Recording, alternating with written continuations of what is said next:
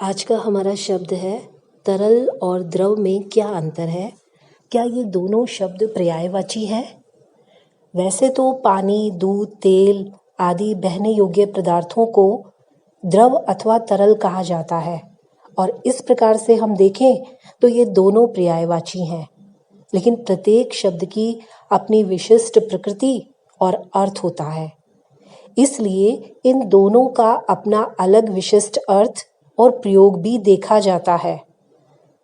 तरल का मूल अर्थ है कंपायमान, हिलता हुआ या लहराता हुआ, इसलिए हम कह सकते हैं अस्थिर।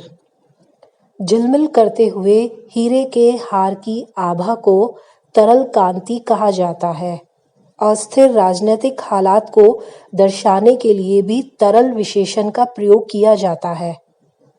समुद्र या तालाब में पानी की सतह पर लहरें उठती रहती हैं। उनकी सतह कंपायमान होती रहती है, इसलिए पानी को तरल पदार्थ कहते हैं और द्रव भी रिसने वाले या बहने वाले पदार्थ को कहते हैं। द्रव पदार्थ की वह अवस्था है जिसमें वह अपना आकार व सतह स्वयं निर्धारित नहीं कर सकता, इसलिए यह सघन का विलोमवाचक भी है। जिस तरल पदार्थ को घनीभूत करके जमाया जा सकता है, उसी को विशिष्ट अंश की सर्दी या गर्मी देकर पिघलाया भी जा सकता है। इस क्रिया को द्रवीकरण कहते हैं और उस विशिष्ट गर्मी या सर्दी के अंश को द्रवणांक कहा जाता है, तरलांक नहीं कहते। पिघलने की क्रिया के कारण मनुष्य का करुणा से द्रवित होना कहा जाता है। पर्यायवाची होने पर भी दया से किसी का तरलीकृत होना नहीं कहा जाता। गिरना और पड़ना दोनों समानार्थी क्रियाएं हैं। तब गिर पड़ा में दोनों के एक साथ प्रयोग में क्या संगति है?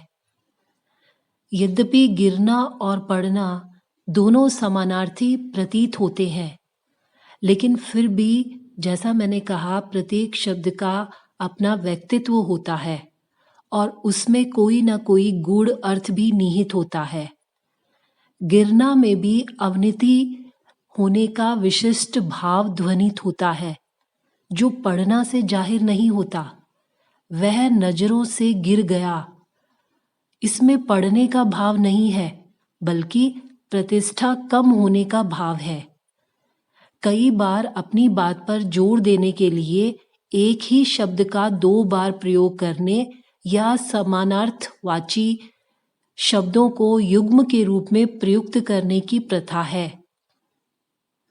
कामकाज, भागदौड़ आदि ऐसे ही प्रयोग है। सामान्यतः गिरना अपने स्थान से च्युत होने के अर्थ में, अलग होने के अर्थ में, लेकिन पड़ना भूमि पर आ गिरने के अर्थ में प्रयुक्त होता है।